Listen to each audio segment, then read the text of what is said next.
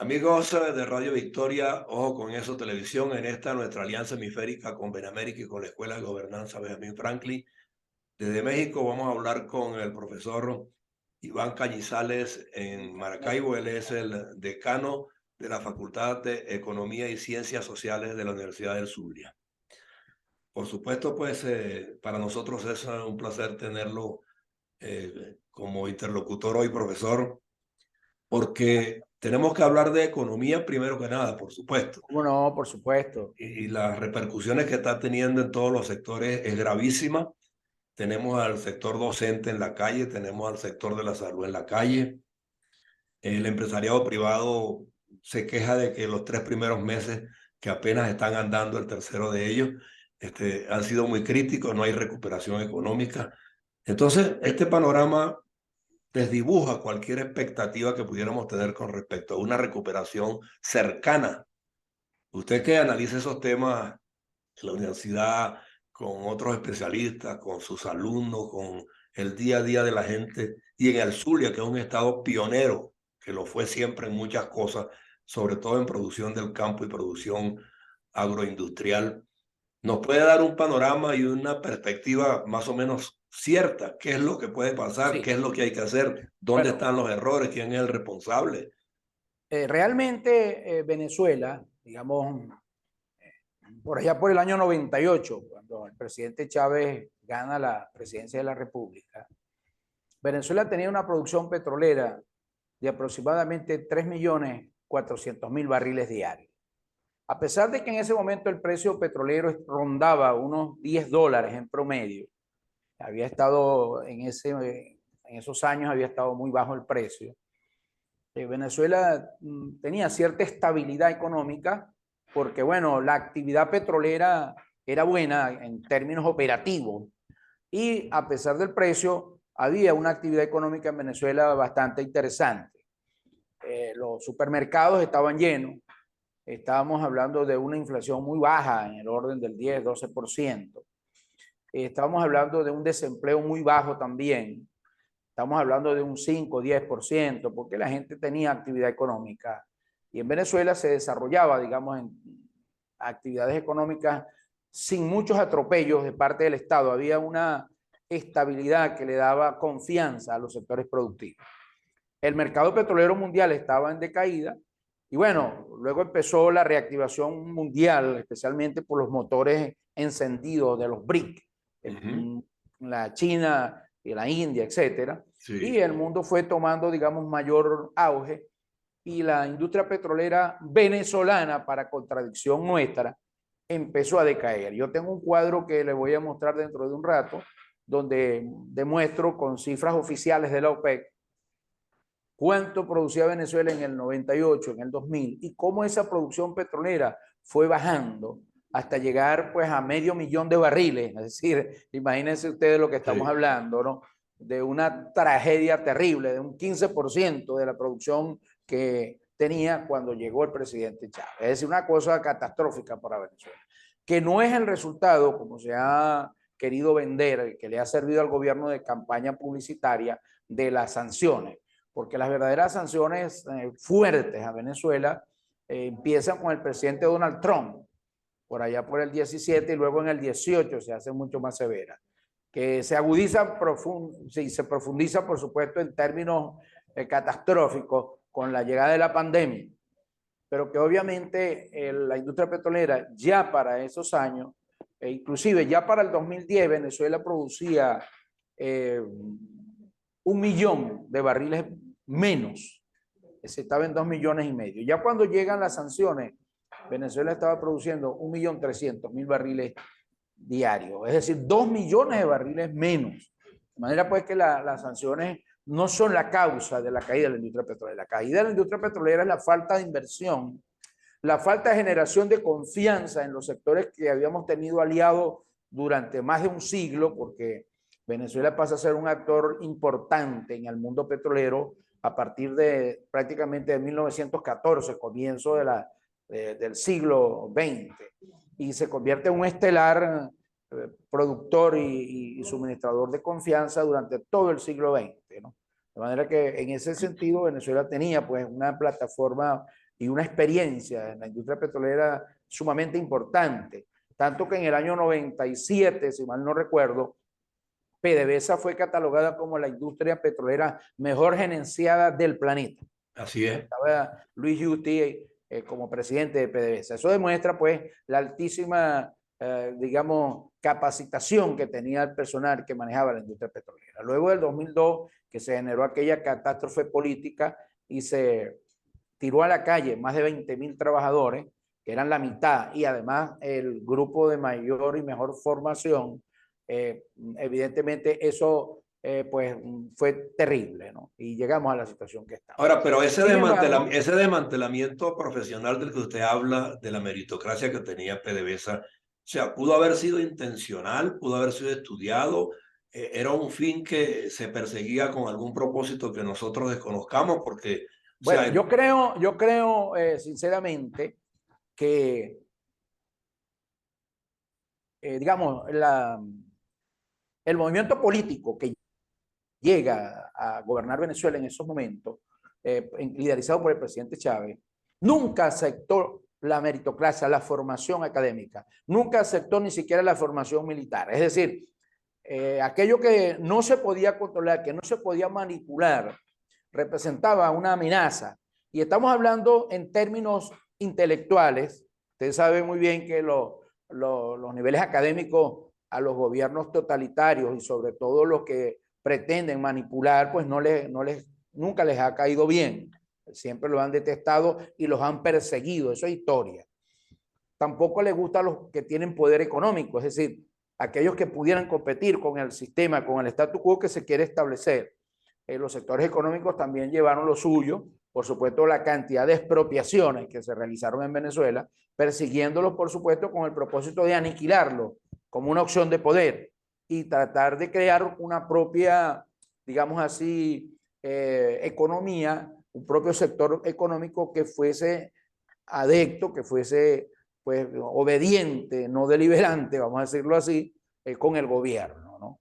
Y lo mismo ocurrió con los sectores políticos, la persecución política y todo esto que es archiconocido y que al final del día llevó a la catástrofe de convertir a Venezuela de ser uno de los países de mayor prosperidad económica, mayor estabilidad y de oportunidades de inversión en una especie de paria en el sistema financiero y también en lo político, porque nuestros ciudadanos empezaron a migrar. Primero migraron, por supuesto, los empresarios con sus capitales. Posteriormente, pues migraron los profesionales, los mejores y los más capacitados migraron a buscar oportunidades en otros países. Y al final del día, ya cuando no quedaba más nada que hacer, porque el gobierno ya no tenía cómo financiar los programas sociales, darle las bolsas de comida a los ciudadanos y empezó la hambruna, pues migró hasta el pueblo común y corriente que tuvo que irse ya pues a pie, ¿no?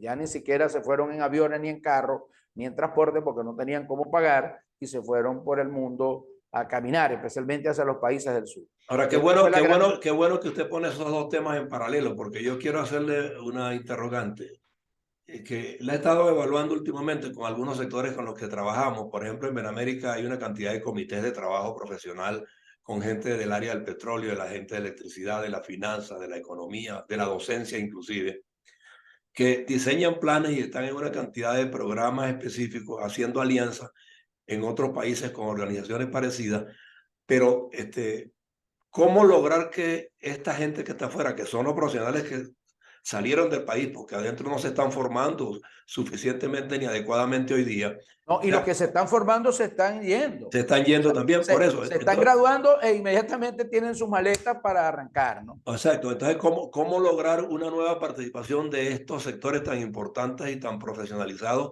en el rescate del país en un momento dado? ¿Cómo hacerlo? Bueno, Por ejemplo, los venezolanos en el exterior están reclamando el derecho a votar y elegir a sus gobernantes, porque tienen un criterio claro de hacia dónde debería ir el país con propuestas concretas. Porque si se hacen unas elecciones y los que están adentro siguen allí, los gobernantes que vayan a ejercer no tienen a quién recurrir para hacer planes y proyectos. bueno, estimado profesor Lara, yo soy un optimista, ¿no? Yo veo a Venezuela con un gran futuro. Lo voy a decir que estamos en una pausa, pero todos sabemos que Venezuela tiene un gran potencial de crecimiento, no solo por el sector petrolero. Aquí nuestras tierras son muy fértiles, nuestras playas son verano todo el año, es decir, estamos hablando del Mar Caribe. Y tenemos condiciones geográficas y geopolíticas que nos permiten ser optimistas. Tenemos gente que nos permite ser optimistas porque a pesar de toda la tragedia que hemos tenido en términos políticos y que se tradujo en términos económicos y sociales, el venezolano de a pie, el venezolano común y corriente, no es conflictivo, sigue siendo tolerante. Sí. Y eso es importantísimo porque en otros países, con todo lo que ha ocurrido aquí, es para que hubieran focos sociales terribles en toda la nación. Sin embargo, nosotros, que somos un país que en este momento tiene más habitantes que Ecuador, más habitantes que Chile, es decir, y la misma cantidad, si se quiere, que Perú, y por supuesto menos habitantes que Colombia. En Venezuela hay más de 27 millones de habitantes en este momento. O sea, es un país albergando una esperanza por un cambio político fundamentalmente, porque dado un cambio político, Venezuela entra en una etapa distinta de oportunidades para todos, y eso lo sabemos. Ahora bien, la forma en que se va a producir ese cambio político es en la que estamos trabajando en este momento. Hay unas mesas de negociaciones en México que son bien interesantes, avaladas por la Comunidad Europea, por Estados Unidos, Canadá y un grupo importante de países de América Latina, México, Brasil, etcétera. Pero se dice que eso se vino a menos producto del asomo de las primarias y el gobierno decidió suspenderlas. No, al contrario, la primaria es uno de los mecanismos que se está buscando para dar la demostración clara, evidente, dentro de nuestro interés electoral, o sea, como salida, no buscar salidas traídas por los cabellos, con golpes, con militares, ni etcétera, etcétera. Yo siempre le digo a mis amigos y donde tengo la oportunidad de participar, que la historia nos da lecciones sobre salidas. Usted muy bien sabe, yo voy a hablar en términos, voy a colocarlo en orden alfabético. En América Latina, en el sur, Argentina tenía una dictadura y no salió con un golpe militar, ¿verdad? Brasil tenía una dictadura y no salió con un golpe militar. Bolivia tenía una dictadura y no salió con un golpe militar. Chile tenía una dictadura y no salió con un golpe militar. Es decir, para hablar en términos políticos, salieron con acuerdos que llegaron entre los sectores que en el momento pero nosotros tuvimos una democracia bastante consolidada y salimos con un golpe militar. Bueno, pero es parte de la dinámica que se está dando. En Venezuela no salimos con un golpe militar. En Venezuela salimos, la gente eligió al presidente Chávez y el presidente Chávez él intentó dar un golpe militar y fracasó.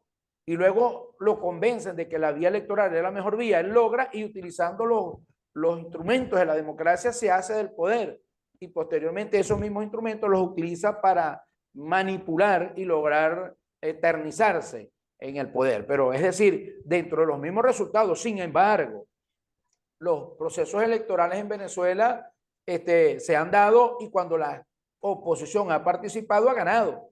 Nosotros rechazamos una reforma constitucional que el presidente Chávez trajo y la rechazamos y él tuvo que usar otros artificios para lograr su objetivo. Nosotros en el 2015 ganamos la Asamblea Nacional, ¿ok? Nosotros y nos la quitaron. Bueno, pero la ganamos y pedimos y demostramos que cuando se participa se gana.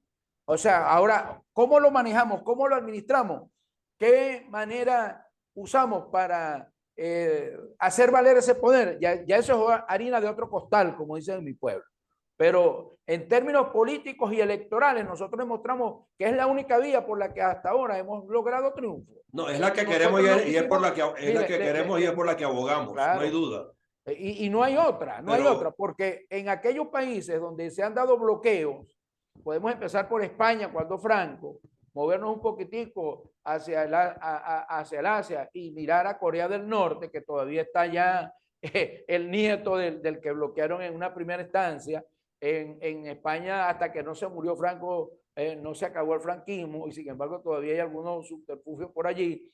También vamos a Cuba y es lo mismo. O sea, los bloqueos definitivamente no dieron resultado. La historia lo demuestra, ¿no? Yo acabo de hablar de mecanismos de negociación y esos mecanismos de negociación llevaron a solución, a alternativas y a cambio. Y estoy hablando en el otro lado donde no se dieron esos procesos y evidentemente la gente se eternizó.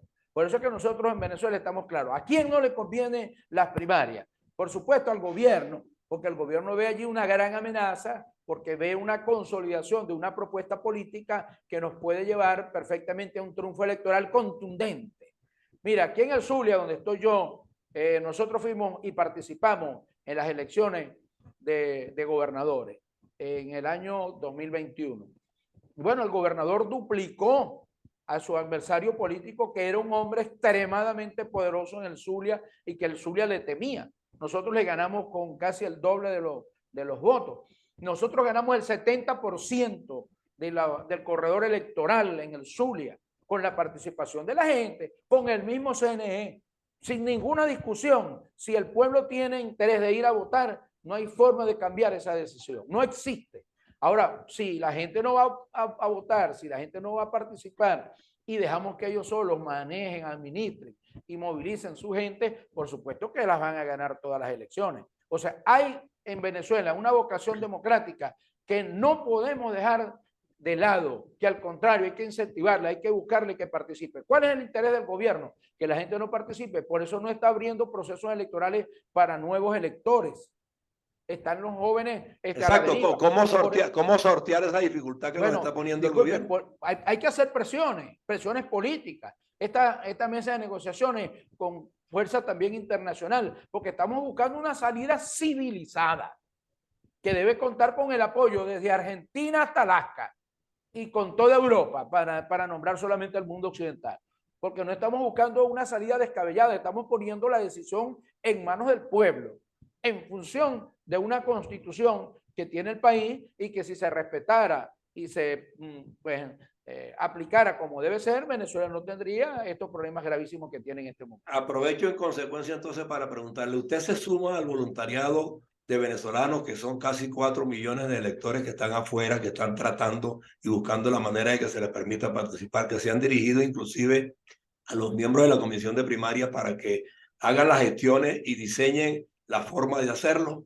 Mira, sería ideal, de verdad, que nosotros lográramos incorporar a todos los venezolanos indistintamente de donde estén. Si hoy tú o yo o cualquier ciudadano es capaz de movilizar sus cuentas solamente con un teléfono y hacer una transferencia desde cualquier lugar del mundo, ¿por qué ese mismo venezolano no puede tener la confianza de elegir a sus representantes, a quienes quiera que lo gobiernen? Yo estoy completamente de acuerdo contigo. El uso de la tecnología que hoy puede certificar que el que está votando es Iván Cañizales en cualquier forma, incluyendo la forma de las huellas digitales, hay que buscar mecanismos para que participen.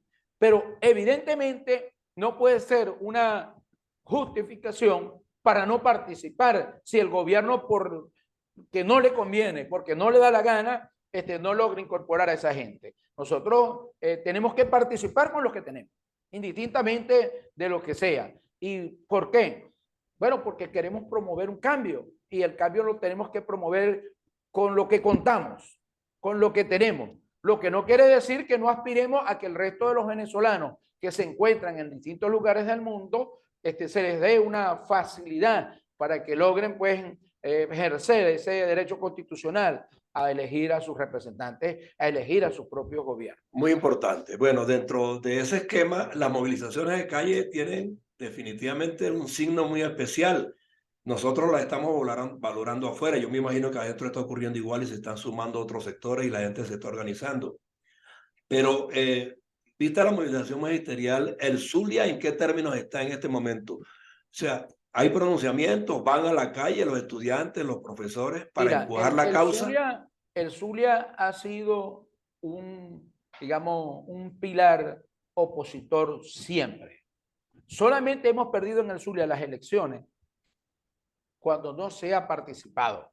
Pero cuando se participa, nosotros ganamos. Porque nosotros somos un estado, nosotros fuimos el estado que le dio el nombre a Venezuela. Sí, es O correcto, sea, vamos, sí, estamos claros. Nosotros hemos sí. sido un Estado pionero en todas las actividades. Pero Y en la política me también. refiero a lo siguiente, no sé si me está entendiendo. Yo hablo del Estado Zulia debería movilizarse independientemente de que hoy a lo interno tenga su propio poder. No, no, es que por supuesto, Porque nosotros, la movilización que se está pidiendo en este instante es acompañar la causa nacional de los mira, docentes en la calle y no no, tener miedo, nosotros por y supuesto, no mira, tener miedo nosotros, porque eso perturbe al gobierno que no es claro, afecto a los demócratas, ¿me entiendes? no es que nosotros sufrimos en carne propia las calamidades de este gobierno, del gobierno nacional. Te voy a poner un ejemplo. El gobierno nacional, en términos constitucionales, el situado constitucional depende de los ingresos ordinarios. Y en Venezuela, el petróleo durante más de un siglo ha sido un ingreso ordinario. ¿Qué hizo el gobierno para debilitar a los alcaldes y a los gobernadores? Bueno, le reclasificó la partida petrolera y la pasó para ingresos extraordinarios. ¿Con qué propósito? Con el propósito de darle menos recursos a las regiones. El situado constitucional se reparte un 20% de esos ingresos ordinarios van directamente a las regiones. ¿Y qué va a ocurrir con esta decisión del gobierno? Bueno, que el gobierno se quedó con la torta de los ingresos petroleros, que son los ingresos ordinarios más importantes que el país tiene. ¿Cómo lo hizo? Bueno, lo reclasificó. ¿Por qué lo hizo? Bueno, porque cuenta con una Asamblea Nacional totalmente entregada, 100% dominada, pero en parte porque nosotros no fuimos a las elecciones en el 2020 de los representantes a la Asamblea Nacional y le entregamos, como se diría en béisbol, por forfeit, por no participar, el poder total. Y entonces hoy día nosotros no nos podemos quejar, porque nosotros fuimos los que no participamos. Porque si hubiésemos participado y la Asamblea Nacional estuviese en manos una representación importante de la oposición, por supuesto esa reclasificación de partida no se hubiera aprobado. Claro. No se Ahora, hubiera aprobado. Entonces, usted es allí, estimado profesor, donde adquiere relevancia la participación electoral. Y por supuesto, a organizarnos electoralmente para elegir a nuestros líderes es lo que en este momento estamos haciendo. Es un acto que es racional, que es civil, que es constitucional y que por supuesto debe contar con el respaldo de las grandes mayorías para que se dé de manera, digamos, civilizada y contundente esa demostración de querer un cambio político. sí, no, bueno, por eso es Nosotros que creemos en eso. por eso estamos clamando nosotros justamente afuera, ¿no? Por la participación y el empuje debido. Para nosotros el Zulia es la segunda plaza electoral de Venezuela. Ustedes recuperaron su estado por vía democrática. Perfecto, eso lo aplaudimos. Y queremos recuperar el país por esa misma vía. Pero eso no impide, exacto, pero eso no impide que porque tengamos el poder en el Zulia no se deba movilizar por temor al gobierno central, por represalias No, del no, no. régimen. El Zulia Tiene que hace su movilizarse protesta. en consonancia con lo que está reclamando el país nacional en estos momentos, que está en la Eso es calle, correcto. y que hay que Eso es correcto. demostrarle como segunda plaza. Nosotros también estamos con esa causa y punto. Y eso lo está esperando la Es diáspora. correcto. Inclusive nosotros estamos promoviendo las candidaturas de gente de las regiones, ¿no? Nosotros estamos promoviendo candidaturas en el Zulia. Había inclusive varios candidatos que ya en el caso del partido Primero Justicia, pues eligieron del Zulia, había por lo menos Juan Pablo Guanipa, que es un líder nuestro de acá de la región. Bueno, estaba participando, pero ya se decidió en Primero Justicia democráticamente que el candidato va a ser Enrique Capriles. También se está promoviendo la candidatura de Manuel Rosales, que es un gobernador del Zulia y que cuenta también con una gran, digamos, un gran respaldo popular en el Zulia y en Venezuela. Es decir, estamos buscando la manera de participar activamente en la elección en esas primarias y buscarle una opción democrática y electoral a Venezuela. No estamos andando por otros caminos. Sí. En ese sentido, creemos en esa salida para poder establecer, digamos así, un gobierno que pueda generar confianza, que pueda crear unas políticas económicas que aseguren pues, participación de los sectores productivos, de los sectores privados y que generen empleo y traigan una estabilidad económica al país y mejores oportunidades para todos. Hablamos de políticas económicas que sin ello es imposible garantizarnos el rescate del país. Se requiere la propuesta de una formulación de programa que contenga temas económicos y la recuperación del sector privado. Mira, la Constitución de la República de Venezuela, en su artículo 1, desde el 299 hasta el 320, establece los lineamientos económicos de Venezuela. Ahí están muy bien detallados, yo diría claramente expresado. Por ejemplo, el Estado venezolano debe ser un Estado promotor, no un Estado interventor. Exactamente. Y en ese sentido hay que darle participación en todas las áreas, por supuesto, de la economía a los sectores productivos, nacionales e internacionales. Evidentemente. Pero esa promoción está huérfana. En servicios no lo tenemos, que es lo esencial para que el sector privado se incorpore. Hay que hacer grandes inversiones en el sector eléctrico, hay que hacer grandes inversiones en el sector petrolero, hay que hacer grandes inversiones en todo lo que tiene que ver con las aguas, la garantía de suministro de agua potable para la población y para el desarrollo de los sectores industriales. Hay que hacer inversiones y por lo tanto hay que generar confianza para acudir a los organismos internacionales a buscar los créditos necesarios con el propósito de hacer esa inversión en infraestructura y buscar en los inversionistas internacionales y nacionales, pues también su participación en los distintos sectores que nosotros en Venezuela tenemos y que podemos perfectamente reactivar. ¿Qué se le ocurre? ¿Qué se le ocurre? Bueno, yo pongo un ejemplo muy sencillo, ¿no? Porque a veces veo pronósticos que me preocupan, no sé cómo los hacen, pero por ejemplo, yo decía esto, voy a ir a un país que entró en guerra, en Irak. Irak en el 2002 producía 2.100.000 barriles de petróleo. En el 2003, cuando se produce la invasión de los Estados Unidos y sus aliados y se da pues una guerra, evidentemente eso se tradujo en una destrucción del aparato productivo, sobre todo el aparato productivo petrolero, porque parte de lo que no lograron las bombas americanas destruir, los mismos iraquíes que estaban en el gobierno decidieron destruirlo con el propósito de hacer más difícil la reconstrucción. Sí. Se llevó al país a una producción petrolera de 1 millón de barriles de petróleo en el 2003. Pero luego en el 2004 ya empezó la reconstrucción y lograron restablecer otra vez a 2 millones de barriles. Y hoy produce más de 4 millones de barriles. Es decir, estamos hablando de un país que fue bombardeado. Venezuela, gracias a Dios, no ha sido pues de esa forma bombardeado, ni mucho menos. Hay un aparato productivo que se le dejó de invertir dinero, pero hay que invertirle para reactivar esa producción. Pero es más fácil que reconstruir lo que dejó la guerra en Irak que reconstruir en Venezuela y reactivar en Venezuela nuestro aparato productivo. Nosotros tenemos zonas industriales que las máquinas están ahí envueltas, apagadas. Sí, ese tema yo lo he examinado con muchos expertos sobre el particular y con empresarios privados también. Tenemos zonas industriales en Carabobo, en Aragua, en Oriente, en Occidente, en todos lados, en el Zulia, no hay duda.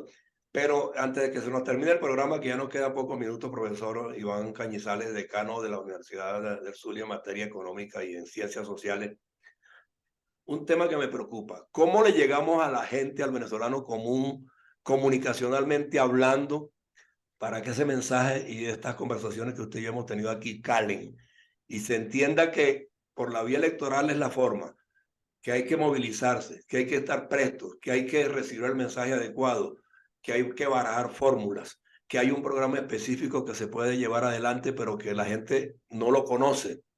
¿Cómo llegamos a ello si el régimen nos tiene atenazados comunicacionalmente con la preferencia comunicacional para ellos y para nosotros nada? Bueno, hay dos cosas que son importantes. ¿Cómo lo podemos hacer? Mire, lo primero, usted puede mentir en muchas cosas, pero hay varias cosas en donde no se puede mentir. Una de ellas es en el hambre. O sea, usted no se puede engañar. Usted o tiene comida o no tiene. Y además, como eso no es programable, sino que llega todos los días, le guste o no, a cada hogar y a cada ciudadano, la gente sabe la condición económica que está viviendo. El año pasado se habló de una reactivación económica muy, digamos así, muy tenue, pero había algo que se estaba viendo, que se estaba mejorando, ¿no? Lamentablemente, nosotros pasamos por una crisis muy profunda de una hiperinflación, la más alta del mundo, y que por supuesto eso trajo sus consecuencias. Entonces cualquier alivio es como un paciente que está en coma y ya empieza a saludar, ya la gente dice, bueno, ya el hombre se está recuperando, ¿no? Cualquier síntoma de vida que dé parece que fuera una hazaña, pero es por la misma esperanza que el ser humano naturalmente tiene. Obviamente esto ocurrió con Venezuela. Veníamos en el 2020 de una catástrofe total con la pandemia, más los sistemas eléctricos nuestros en el piso. por supuesto, y el sistema económico totalmente arruinado. Ya en el 21 empieza a controlarse lo de la pandemia, en el 22 empiezan un poco a moverse un poco más las cosas. También debemos recordar que esos venezolanos que emigraron envían a Venezuela sus remesas, ¿no? Por alguna vía llega eso a cada hogar del que tiene afuera un familiar, y eso va ayudando un poquito a ir aminorando un poco el impacto de la crisis. Sin embargo, en este año hemos visto que de nuevo el dólar se ha ido devaluando de una manera acelerada. Por otro lado, los precios mismos en dólares han ido sufriendo una inflación producto de escasez, producto de manipulaciones, de especulaciones, etcétera, como resultado de la incertidumbre que tenemos. Pero obviamente el país tiene que buscar salidas, y las salidas no hay en Venezuela otra que no sean los acuerdos políticos entre el gobierno y la oposición, y llegar a un acuerdo en términos de buscar soluciones de carácter electoral, en este caso, que son pues las vías más, digamos, civiles, más racionales, con menores costos colaterales que nosotros podemos encontrar. Y eso le conviene al gobierno, que no puede hacer ninguna, digamos, actividades económicas y políticas económicas claras con un sistema que no le permita pues maniobrar en términos de darle oportunidades a empresas para que inicien actividades y reactiven la industria petrolera. Pero se dice, y demás sectores, se ¿no? dice que el régimen ha permitido el ingreso de muchos dineros que no son limpios, y de todo modo eso le permite subsistir este mare magnum de cosas. Yo le voy a decir algo, Rosón. Evidentemente, cuando hay una crisis, los mecanismos que el ser humano idea no tienen límite, porque las crisis tienen eso, te ponen a crear soluciones. En Venezuela hay una economía dolarizada que nunca el gobierno ha aceptado. Es decir, el gobierno nunca quiso que se dolarizara y siempre ha hablado de pulverizar el dólar, pero la realidad fue otra. No había un sistema financiero que garantizara al venezolano confianza. Entonces el venezolano se movió al dólar, se movió al peso, lo que estamos más cerca de Colombia, y así al real, que estaba más cerca de Brasil. Es decir, la gente fue buscando manera de resolver su problema, y llegó una realidad. De facto, Venezuela está dolarizado. Usted va y los precios ya en los supermercados están en dólar. Y cuando usted le pregunta a alguien, mira, ¿cuánto vale eso? La gente le dice 200. Ya usted sabe que son $200, no son 200 bolívares. Es decir, inclusive hay un rechazo de muchos comerciantes y de muchos trabajadores a recibir bolívares. Usted le va a pagar a la señora que trabaja en su casa y le dice, no, me da dólares mejor. De los verdes, porque ni siquiera dice dólares. Si me da de los verdes, mejor. Porque hay una realidad. La realidad siempre se impone. Y en esos términos es que creo que hay que llegar a un acuerdo político que nos lleve pues a una salida. Porque estamos hablando, yo digo que Venezuela es un país que tiene la nevera llena, ¿ok? Pero en ese matrimonio cada uno tiene una llave, hay dos llaves, dos cerraduras. Entonces, si no se ponen de acuerdo, no abren la nevera. Entonces, así está más o menos pasando en Venezuela. Una situación que es un país que está sufriendo una calamidad económica sin ninguna necesidad. Porque nosotros tenemos tierras productivas, nosotros tenemos un clima y un ambiente donde se puede sembrar todo el año, donde se puede trabajar todo el año, donde se puede hacer turismo todo el año. Es decir, hay toda una, digamos, ubicación geográfica y un clima que nos lo permite, pero la situación política es la que nos ha llevado a nosotros a la situación en que estamos. Hay que buscar la solución política, porque no hay otra vía. Lo otro es seguirnos empobreciendo, y al final del día no gana nadie. Cuando hablamos de solución política, para cerrar, le hago una sola pregunta. Todo esto propende a que definitivamente los venezolanos y los amigos de Venezuela afuera se convenzan de que el problema es el sistema de gobierno, de ideología de gobierno.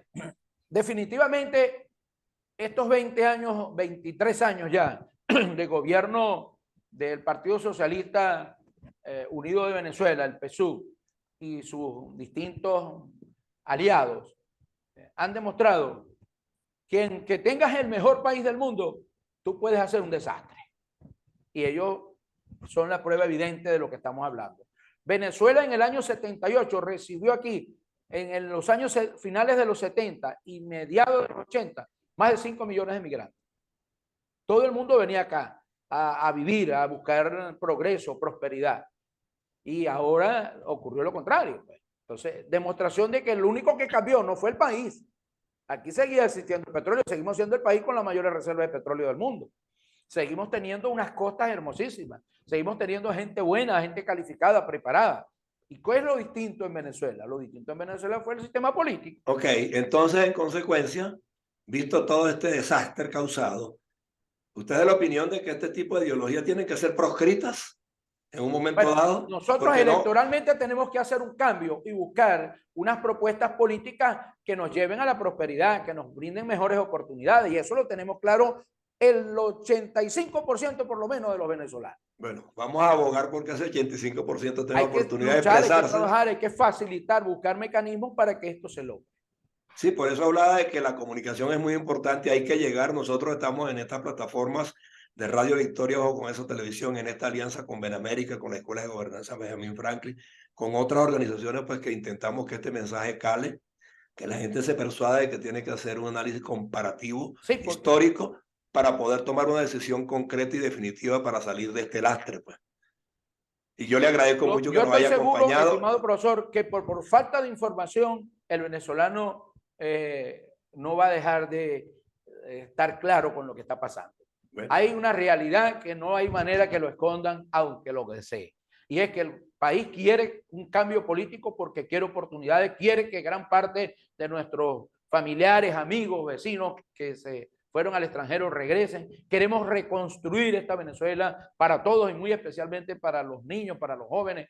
De manera pues que hay en esto una determinación del pueblo y estamos buscando los mecanismos para lograrlo. Bueno, queremos oír al Zulia pronunciarse a favor de los que están afuera para que se expresen. Estamos pronunciándonos todos los días porque una de las cosas más importantes que hemos llevado los que hacemos política en la oposición en el Zulia es que amamos a nuestros familiares que están afuera, queremos que regresen, pero los que estamos aquí estamos luchando precisamente para que ese sueño se convierta en realidad, porque desde afuera es más difícil hacer el cambio político. Eso lo hemos ya internalizado. No queremos que vengan marcianos ni jupitianos ni ningún extranjero a invadir nuestra nación. Queremos resolver nuestros propios problemas los venezolanos, con el apoyo, por supuesto, de todos los aliados que hay en el extranjero.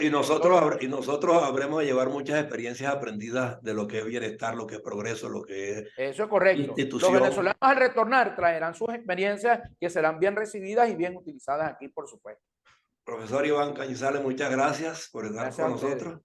Y bueno, cuando quiera, pues esta señal está abierta. Usted tiene mi número, me llama. ¿Cómo no? Muchísimas gracias. Si sabe de alguien más que quiera expresarse. ¿Cómo no? Estoy seguro que yo le voy a conseguir algunos pues interesantes profesores para que den su versión también de la situación que está pasando en Venezuela y de las grandes oportunidades que tenemos como país.